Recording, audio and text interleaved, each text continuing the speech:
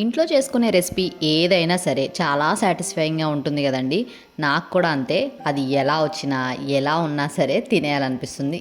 Difference ఏంటంటే బయట deep fry చేస్తూ ఉంటారు, మనమైతే ఒకసారి ఫ్రై చేసుకుంటాము, ఆయిల్ని జనరల్గా కర్రీకి యూస్ చేసుకుంటూ ఉంటాము.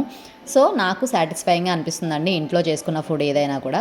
సో ఇంట్లో ఫుడ్ ఏంటంటే కొంచెం మనకి పర్ఫెక్ట్గా రాదు అంతే. బయట ఏంటంటే వాళ్ళు ఎక్కువ చేస్తూ ఉంటారు, అలవాటు ఉంటుంది.